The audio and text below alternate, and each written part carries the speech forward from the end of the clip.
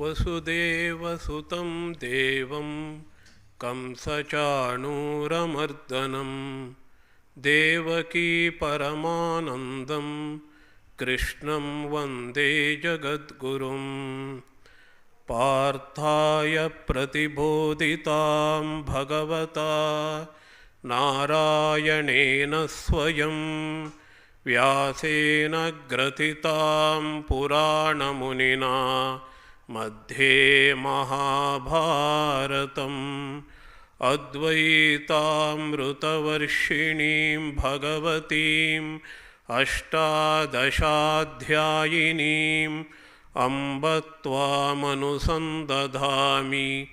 भगवद्गीते भवद्वेषिणी। गीता सुगीता कर्तव्या किमन्यत् शास्त्रविस्तरैः। There are hundreds of scriptures and the holy books we are supposed to read. We have no time, the life is short. Therefore, our ancestors say Gita is enough. Gita is the Sugita. Not only we have to study the Gita, we have to conduct ourselves according to the teachings of the Gita. And Bhagavadgita, as I told you in the last class, represents the whole Veda. Veda contains Jnana Kanda, Upasana Kanda, and also the Karma Kanda. Samhitas and the Brahmanas represents what is called Jnana Karma Kanda, and also the Aranyakas. We have meditations, they are Upasana Kandas. And the Upanishads, of course, is the Jnana Kanda. In Bhagavad Gita, you will find how to, teaching how to do karma, Karma Kanda. But the Vedic Karma Kanda is the actions with desires. The same actions how to do without desires as an offering to God, you will learn in Bhagavad Gita. So we have karma in Bhagavad Gita. Karma is transformed into Karma Yoga in the Bhagavad Gita. Next we have Upasana Kanda in the Veda, and here also Krishna teaches how to meditate. Not only he teaches in the 5th chapter how to meditate, he gives the object of the meditation, detailed description of the object of meditation. The object of meditation is all powerful God, all encompassing God, all pervading God.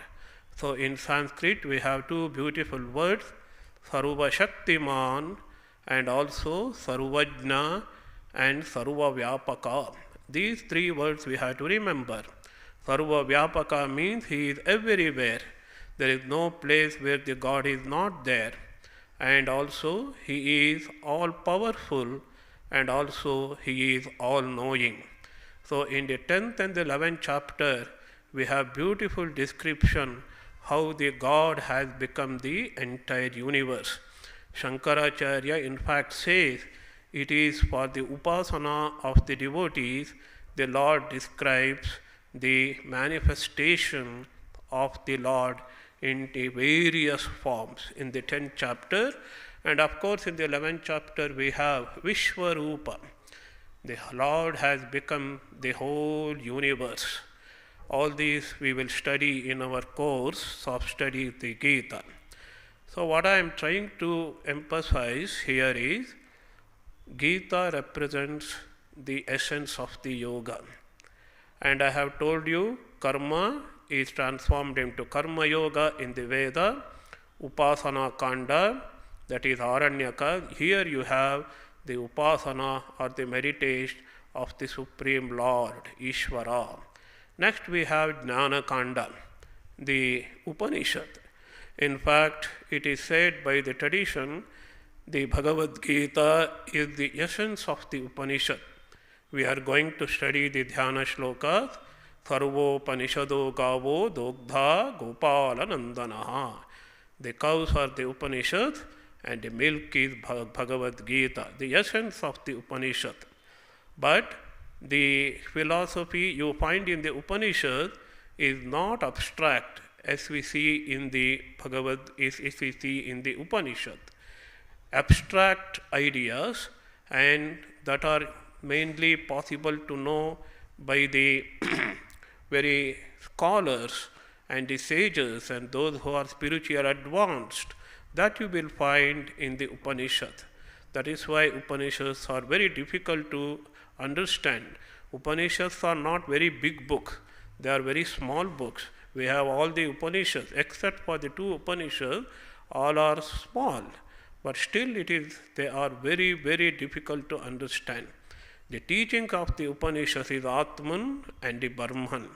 Atman is the indwelling spirit, and we have to think, I am not body, I am not mind, I am the supreme spirit. That is indwelling spirit, that is Atman. And Brahman is all pervading principle. Ultimately, what is Brahman is nothing but the Atman. This is the teaching of the Upanishad. So the tradition says the Mahavakya, Tat Tvam Asi, that teaching is elaborated in the Bhagavad-Gita. Madhusudana Saraswati, one of the great exponents of the Bhagavad-Gita, says, Tat Tvam Asi. Tat is elaborated in the 6th chapter, first 6th chapter.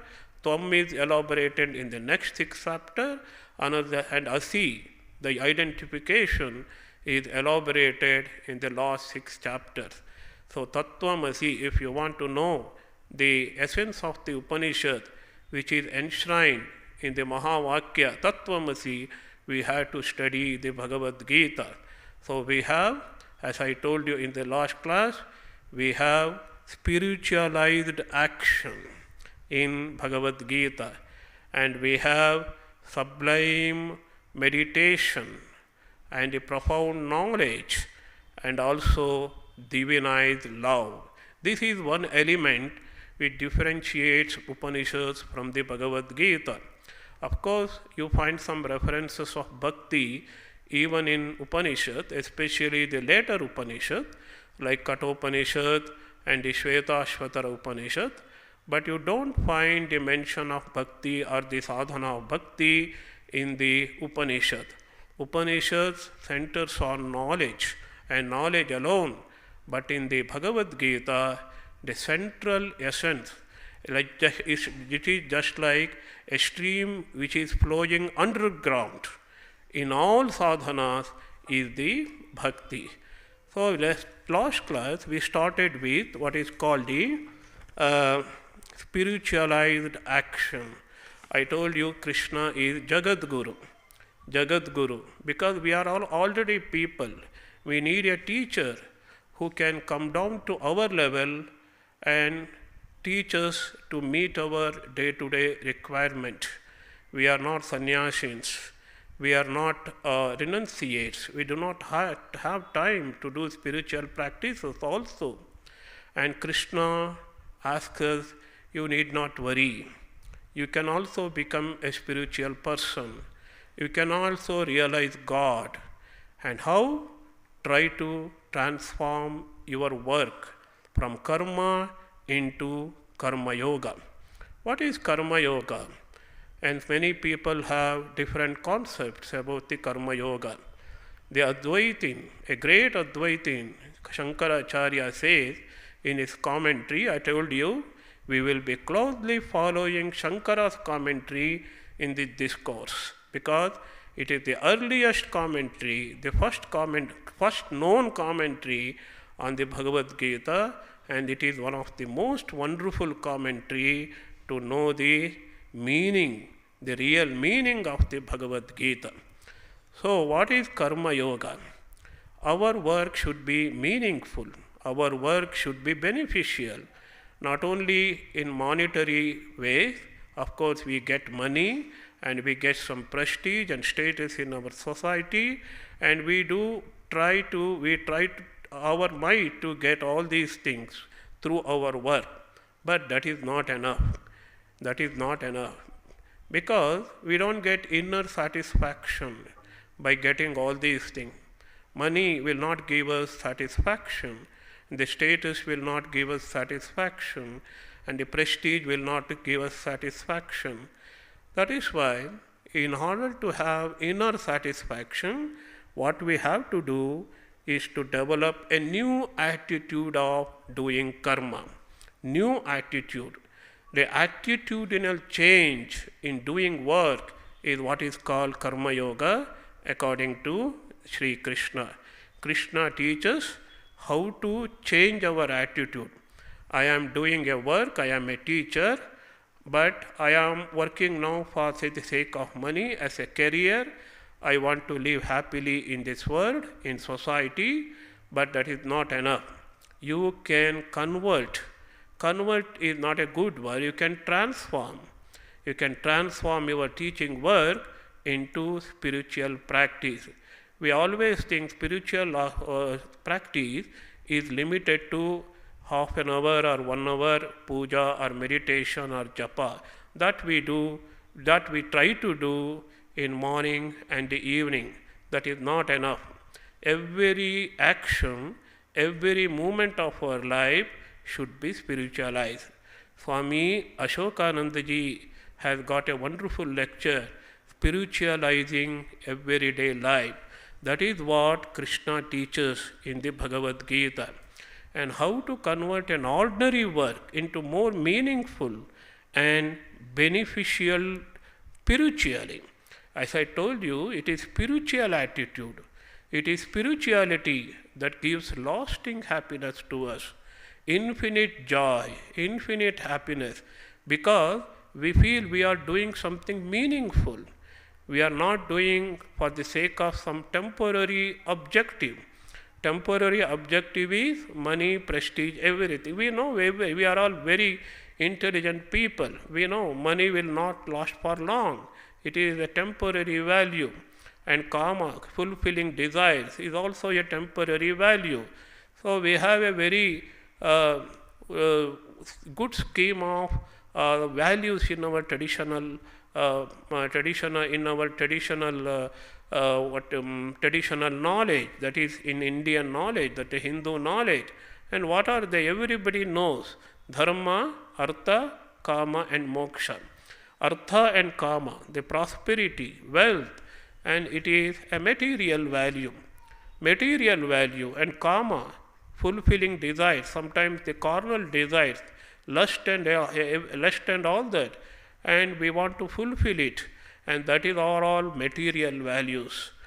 So, dharma is the medium through which we have to try to get the material values.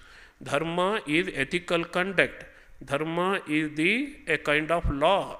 Dharma is the universal law. Ultimately, dharma itself is God. Dharma, Satya, Ruta, all these words you will find in the Vedas. Dharma is the latest word. Dharma is a recent word. Previous to that, there were words like Rutam and Satyam. Ruta means God, the cosmic system.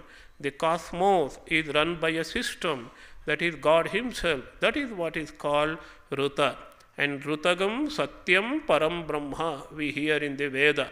That same system was called by Satya.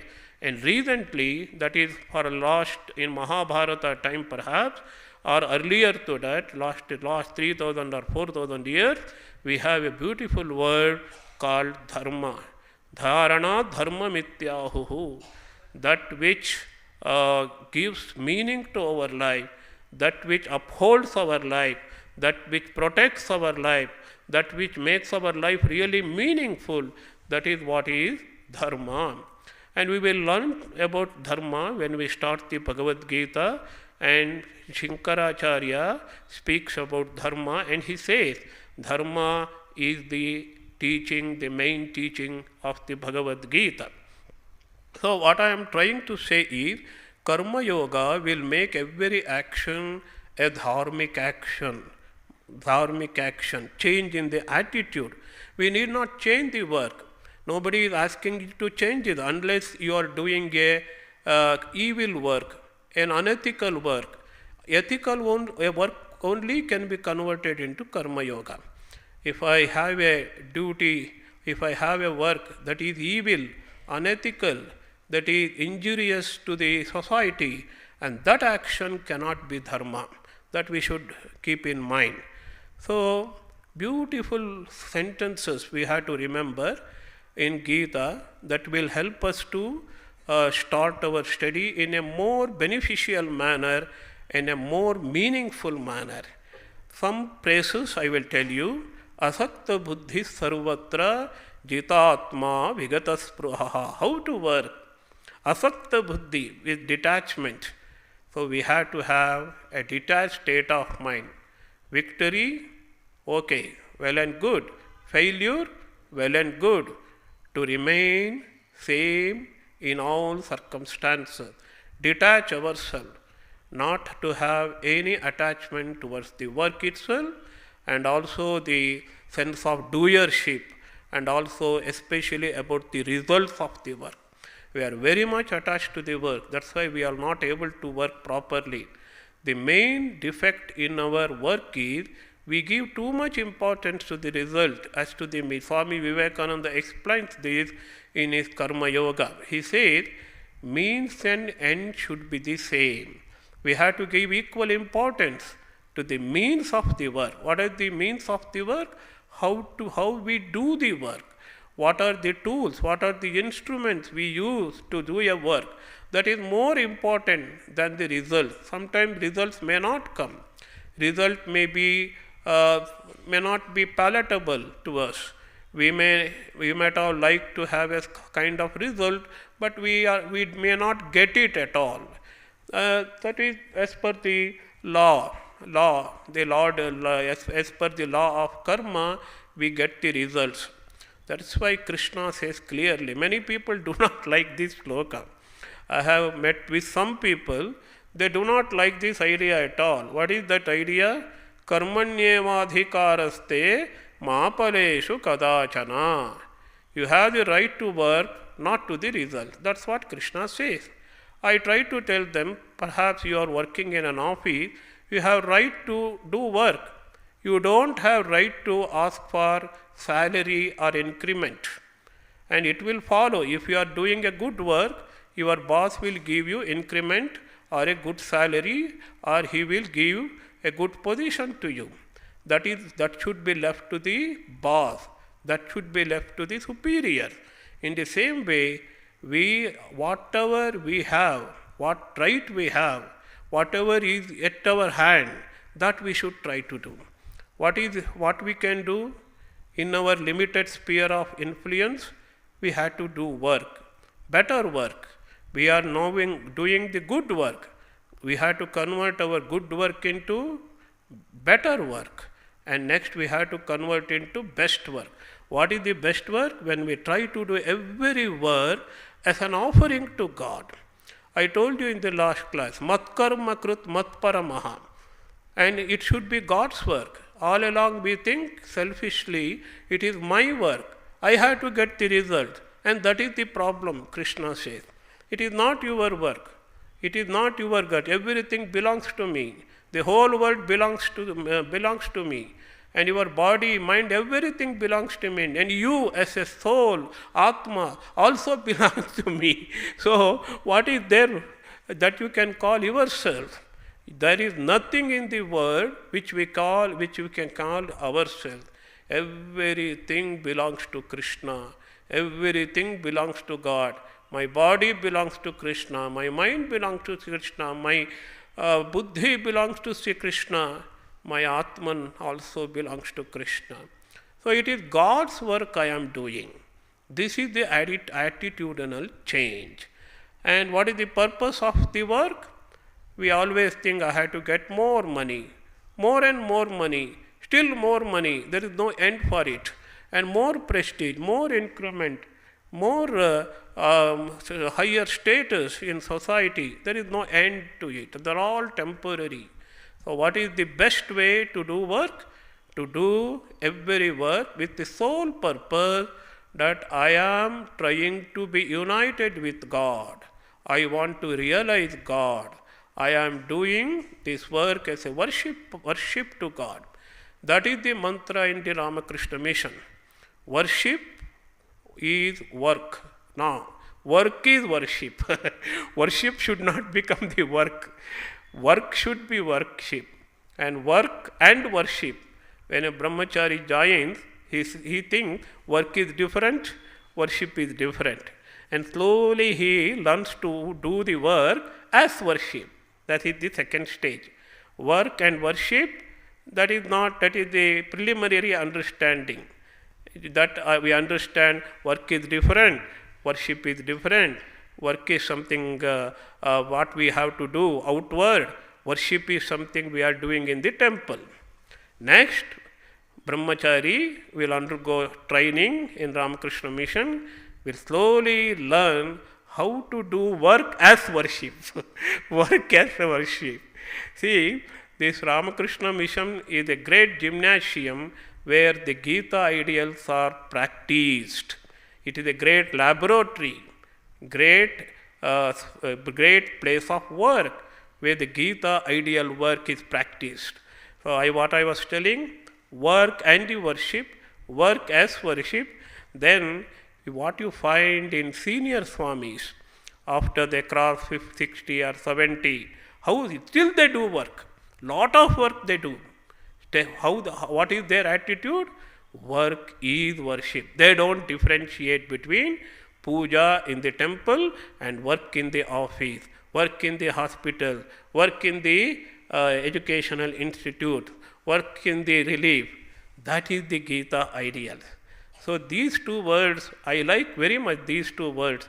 This occurs in 11th chapter, 55th shloka.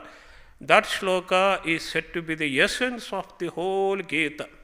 Gita artha sarasangraha bhutam, Shankaracharya says. It's a wonderful, mat karma krit, mat paramaha. So this is something about the how to spiritualize every action. What is the benefit? How karma yoga done with the spirit, you will get helps you in meditation. Because next stage is meditation. Meditation you have to do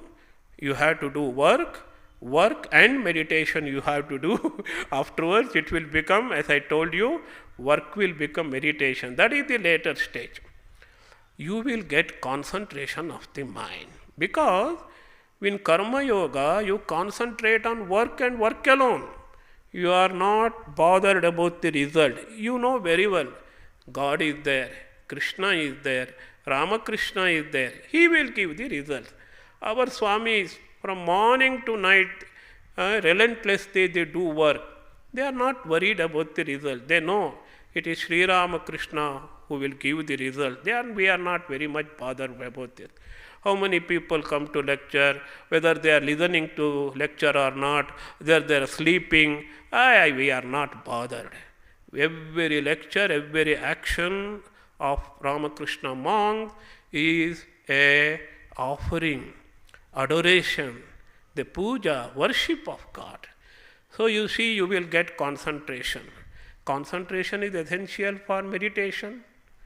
So, what is essential for meditation, that is concentration, you will get from the karma yoga. That is vigorous concentration.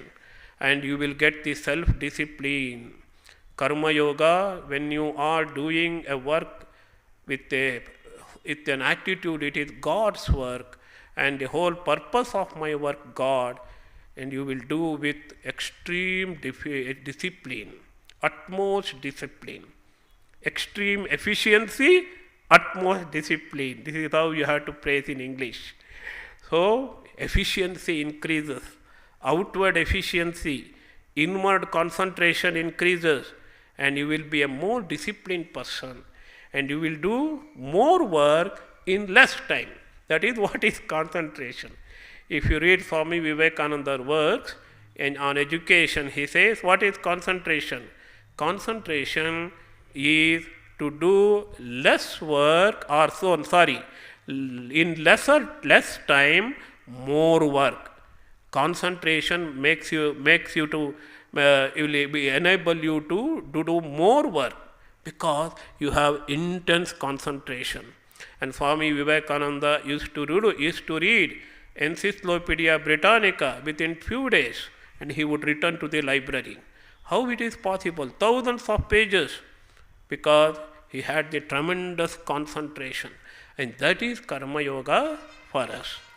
Now, before going into Dhyana Yoga or the yoga of meditation, what is needed in our Karma Yoga is love. Unless we work, unless we love the work, we will not be able to do any karma to the utmost efficiency. I don't like this. I don't love this karma. How can you do that karma? It's impossible. You cannot do the karma with hatred and all kinds of passions and so attachment. And these are all kama, krodha, lobha, moha, mada, matsarya. And our Swamiji, revered Swami Purushottamji, used to tell, you see, we had to remember this, all the 6, kama, krodha, lobha, moha, maha, matsarya, mada, matsarya, because we had to repeat it quite often in our lectures. He used to make joke, I remember. So, all these passions in our mind, we will not be able to do work properly. Outwardly, people may feel that you are a wonderful worker and you are doing work extremely good, but we know in our heart and heart how much suffering we are undergoing while working, or if we try to meditate. Meditation is still difficult. Work is very difficult, and if you try to meditate in that condition, mental condition, it is a suffering, nothing but suffering. So, Krishna teaches, love your work, love your meditation. What a beautiful idea, you see. Love, because we have that attitude, we have that sentiment of love already. It is inherent in us. Nobody need to teach us. Hey, I am going to teach you love. Nobody need to teach love. But what Krishna teaches is, as Sri Ramakrishna said, direct the sentiment of love towards your work and towards your meditation. And how can I love my work? If you work for the higher purpose, God, if you love God, then your work also you will love. That is why I always give the example. Suppose you cook in your house, or you cook in our ashrama as a volunteer. What is the difference? No difference, same cooking. Probably you are preparing some idli or some good dish. What is the difference? No dish, but outwardly no difference. But when you cook here as a volunteer, you feel you are cooking for Sri Ramakrishna. And your mind will be in a very peaceful condition and blissful condition. That is the difference of working in ashrama and working in the home. Why can't you take that mental state, blissful state, peaceful state to your home also? Why can't you convert your home itself into an ashrama? That is what Krishna is asking you. Love your work. If you work for the higher purpose, God, you love God, and every work, of course, every work has to be done with a sole purpose. I am doing for the sake of God. Then all works you will love. Where there is love, every work becomes easy, and your cooking becomes easy, and your household duties will become easy, and all your career duties also become easy. Everything becomes easy, because you will feel joy in doing the Lord's work. This is how, that what I am emphasizing here is, love of God will help us to work better. Karma Yoga needs love of God, because we have to do every karma as the Aradhana, in the words of Shankaracharya, Varadhana of the God, the puja of the God. So, and also meditation. To whom you are meditating? What is the object of your meditation? God. Unless you love God, how can you meditate? Love, it is love which makes you concentrate on God in the time of meditation. And also the love of God, it will make you work better and more efficiently with peaceful mind, with joyful mind. Bhakti is essential in Karma Yoga. Bhakti is essential in Dhyana Yoga also. Is Bhakti is essential in Jnana Yoga also? We are not Jnana Yogis. We cannot be Jnana Yogis. It is left to the people of higher caliber to practice Jnana Yoga. But Krishna says, love is essential even in Jnana Yoga. Love me, you need not worry about the knowledge. He says clearly, you just love me, you become my devotee, I will take care of you. What knowledge you have to get, I will give you. Dadami buddhi yogam tam yena mam upayanti te. Who approaches me with love, who loves me, who showers devotion to me, I will give him buddhi yoga, jnana yoga. See, love is something all pervading. It is essential to all the yogas. Karma yoga, dhyana yoga and bhakti yoga.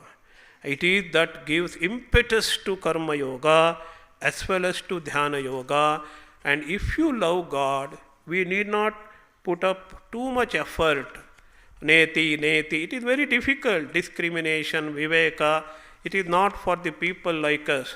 But definitely, if we become the devotees of the Lord, out of infinite grace, Lord will give us knowledge of His knowledge, God's knowledge.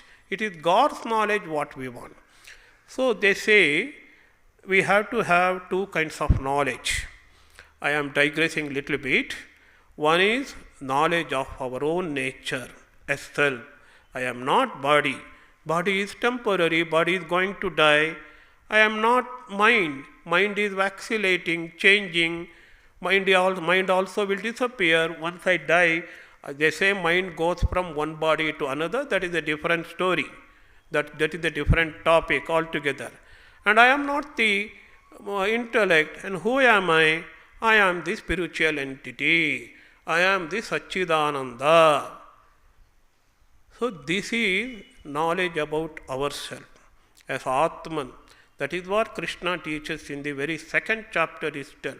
He says, you think you are killing Bhishma, Duryodhana and Dronacharya and others? No, you cannot kill anyone. Atma is indestructible. Achedyoyam, adashyoyam, akledyo, shochyayevacha. Krishna begins his teaching. You are grieving for those who are not to be grieved. That is our problem. It is not Arjuna's problem. It is everybody's problem. I am worried. Why are you worried? Little bit. I did not. Salt was not much for upma. I am worried. Why should I worry? And sugar is more for coffee. Every day, hundreds of worries. These are all not the things we should be grieved for. We should worry for. If we want to worry, as Sri Ramakrishna said, we have to worry, I have not realized God. That should be the only worry. That worry we don't have. Because we have given up the God. And we have accepted the world. We are great sacrificers. Great people, spiritual personages, they give up the word and take up God. And we have given up the God and take up the word. That is our problem. So when we read Bhagavadgita, we should never think Krishna is teaching Arjuna and Arjuna alone. We should always feel Krishna is teaching me. Krishna understands me. My weaknesses he has understood. My problems of life Krishna knows. Krishna is giving pertinent solution. There are two words in English, pertinent and permanent. Pertinent means pragmatic. Always it is there. It is a permanent solution and pragmatic solution, practical solution Krishna is giving. So one should know about one's own nature as Atman and what is my relationship with God. And Swami Vivekananda beautifully puts it.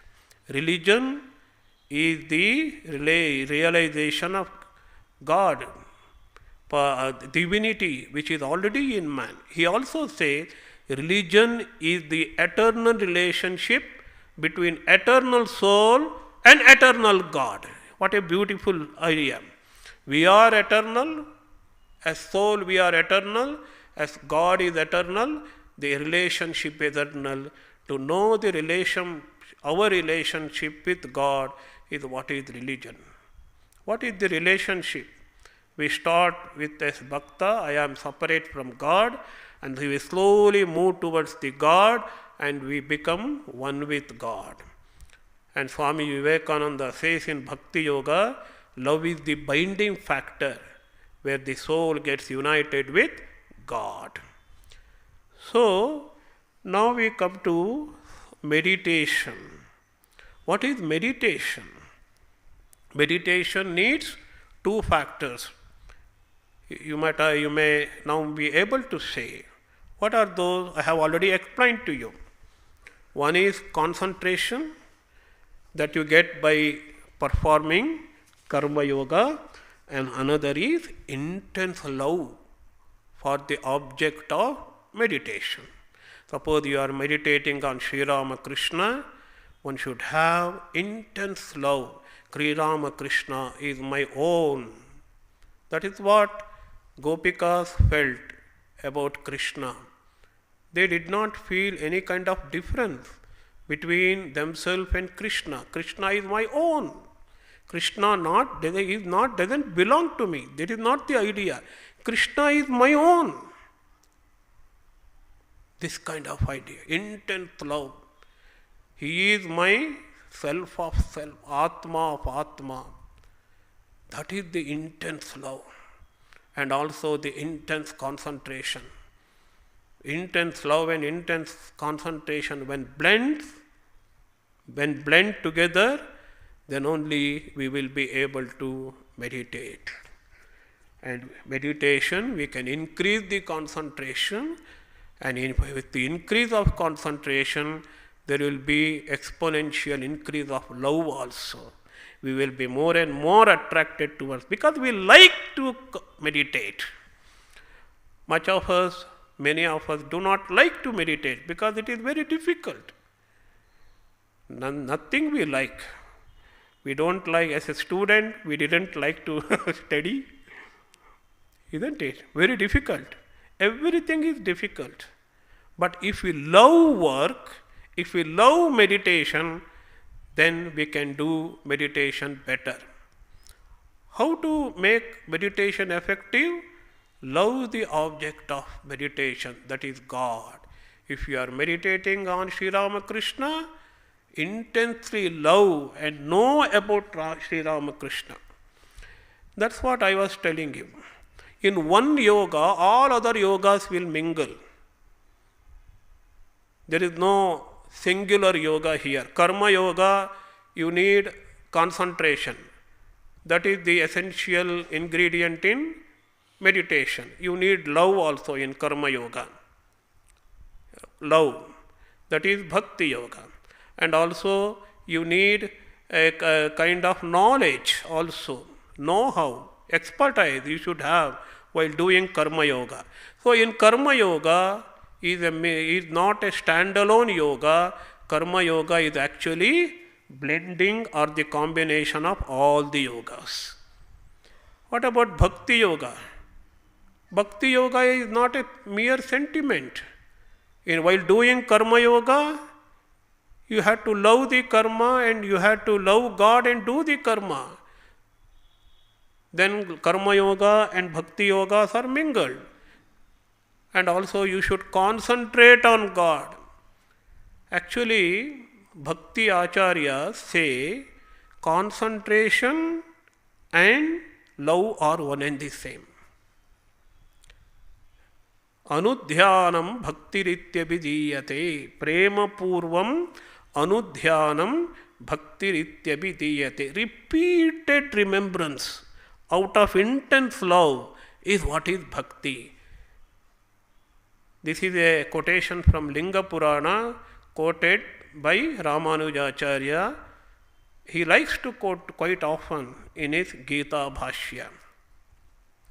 So you have in karma yoga you have all other yogas. In bhakti yoga you have all other yogas, and also in the meditation, of course, this is what I am trying to impress upon you. You need all other yogas. Without karma yoga, bhakti meditation is impossible. That is what Krishna is telling. It is unique. It is a revolutionary idea, because this bhakti yoga purifies our mind. Shankaracharya beautifully explains it. You see, karma yoga will bring what is called chitta shuddhi. What is shuddha shuddhi? Free from all kinds of passions, evil passions. Once again I had to repeat that.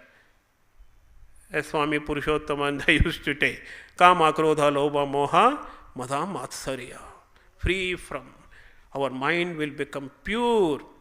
The purer the mind, intense will be meditation.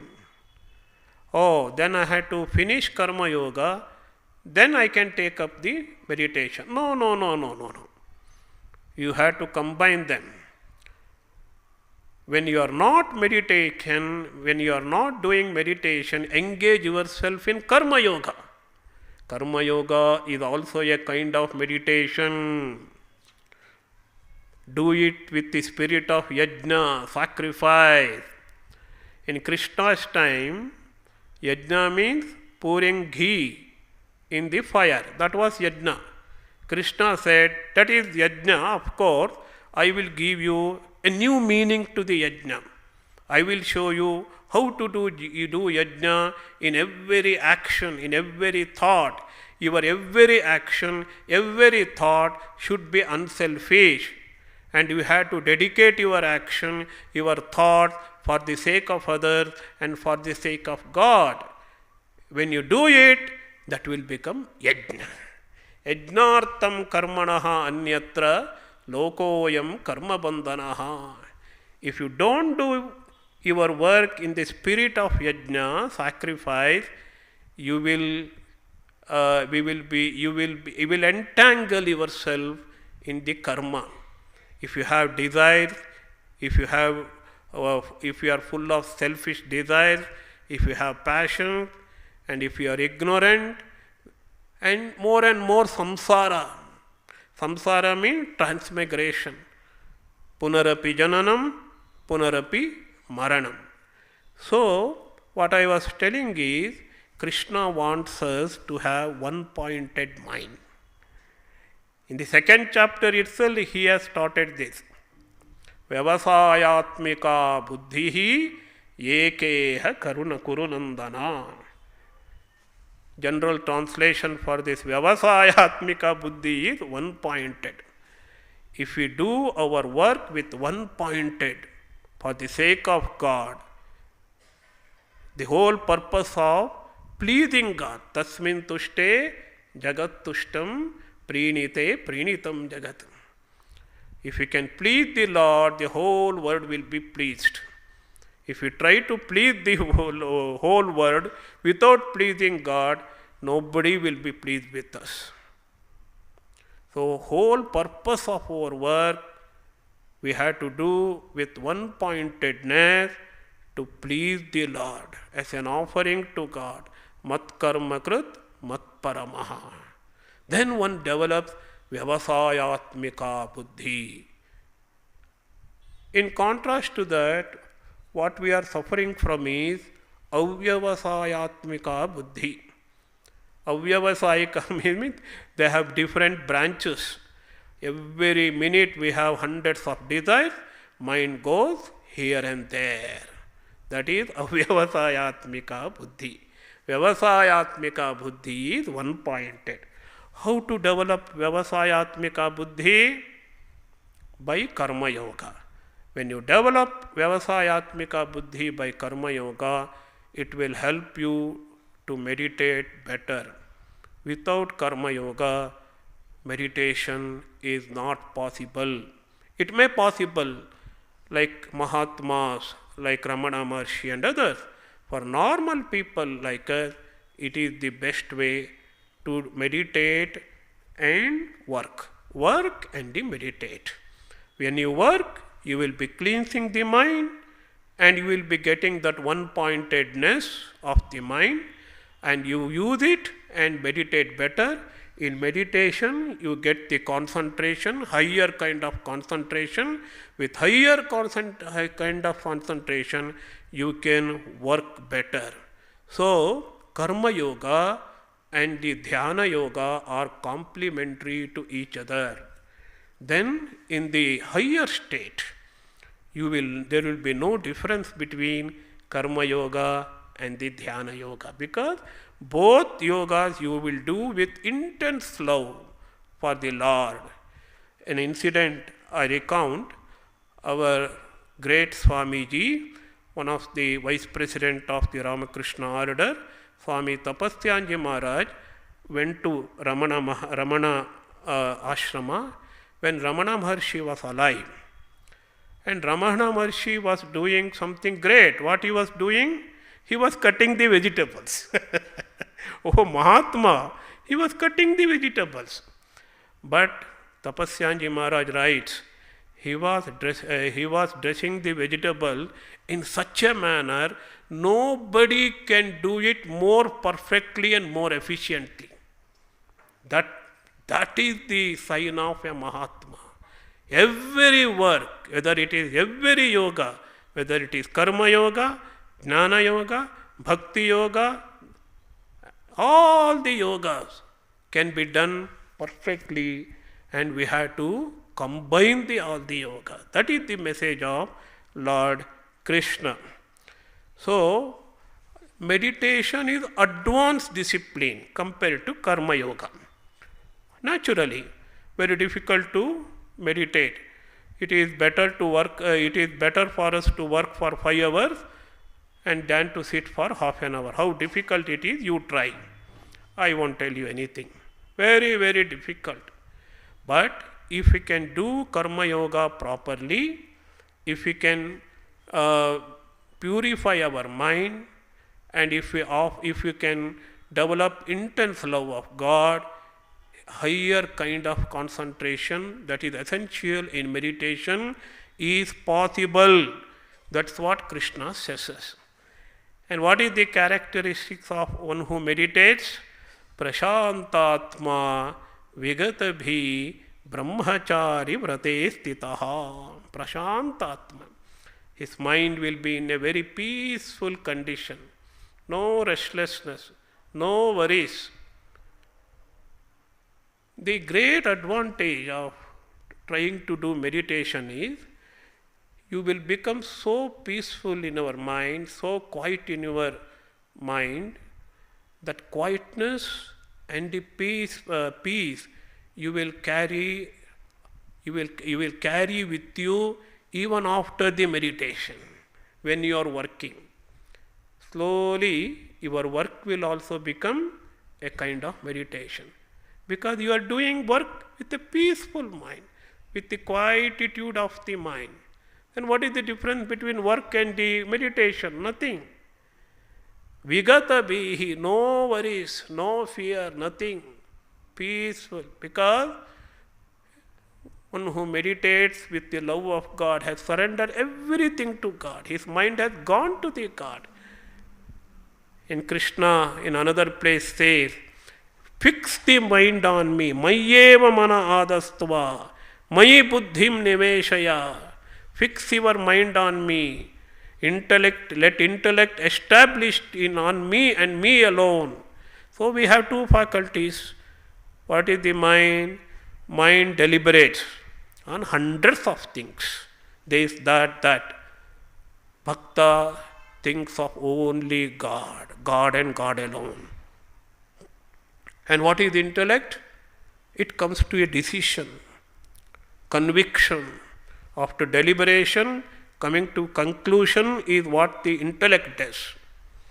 So, conviction. What is the conviction? God alone is true, and it dwells on, the intellect dwells on God and God alone. This is about meditation. So we have covered 3 yogas, I think. What are they?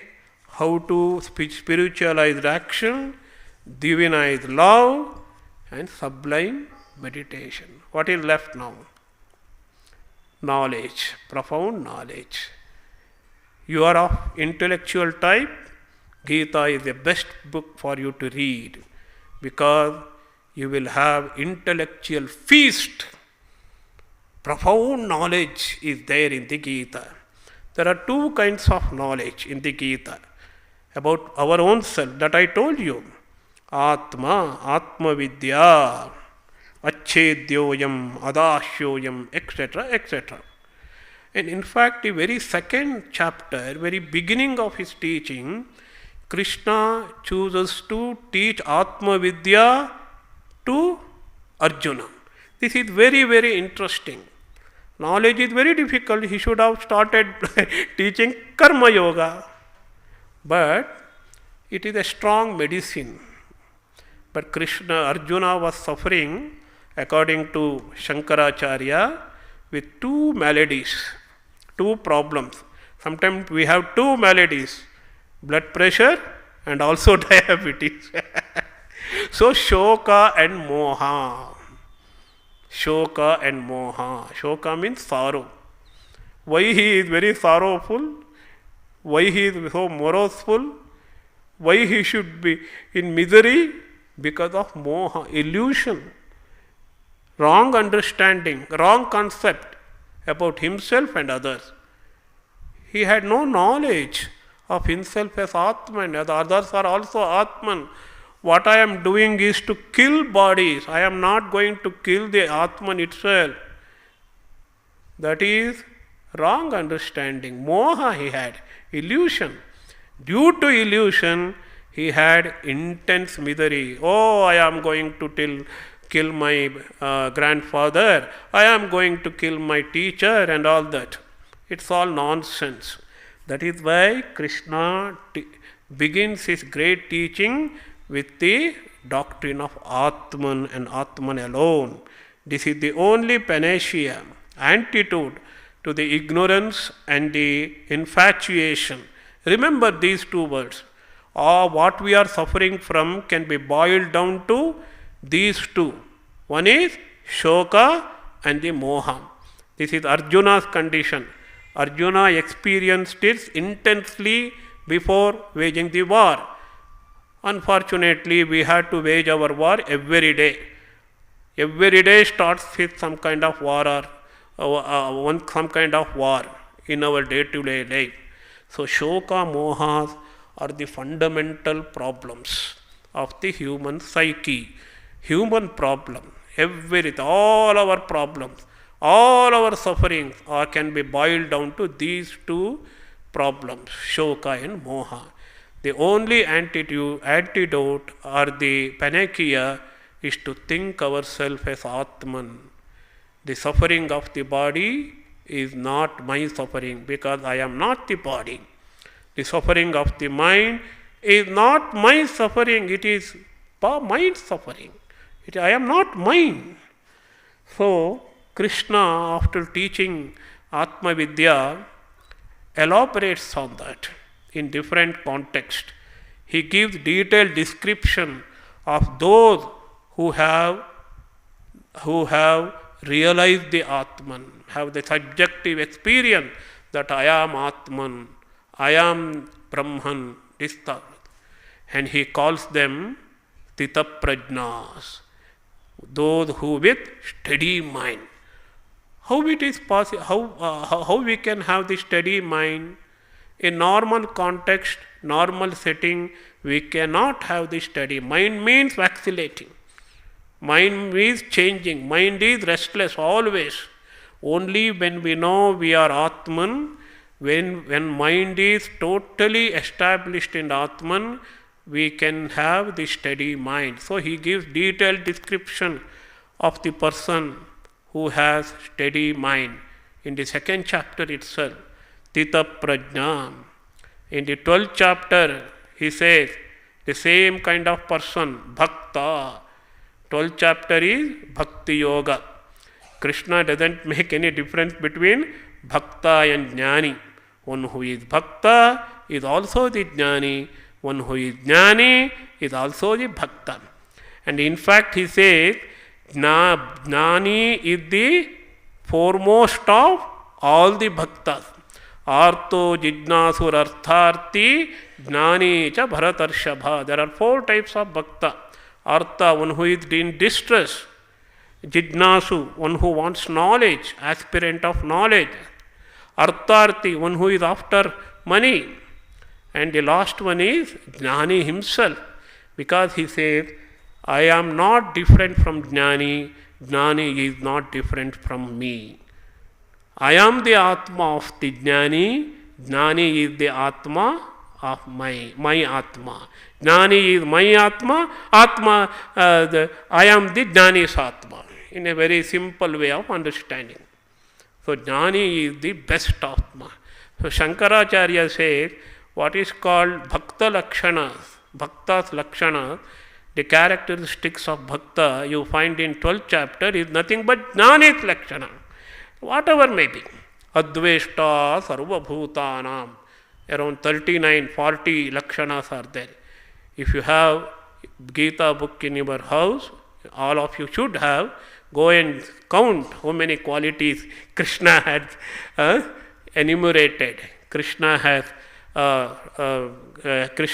told in the beautiful shlokas starting from Adveshta Sarva Bhutanam.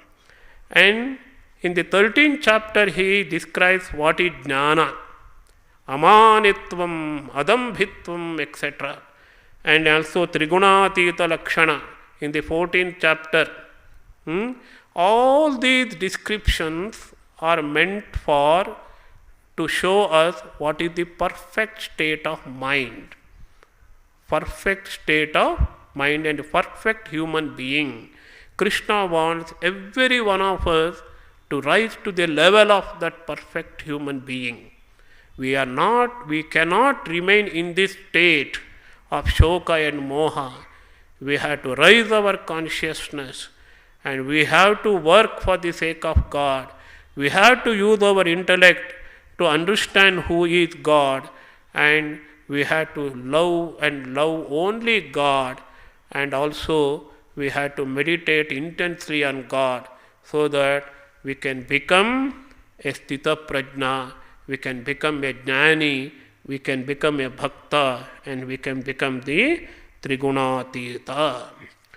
Another very interesting characteristic of Jnani is Karmane akarmayah pashyet. Akarmani cha karmayah. When there is an intense work around, intense activity around, Jnani feels there is no activity. When there is no activity, if you go to a place like Mayavati, no activity, silent. You can listen to your heart beat there in Mayavati Advaita Ashrama.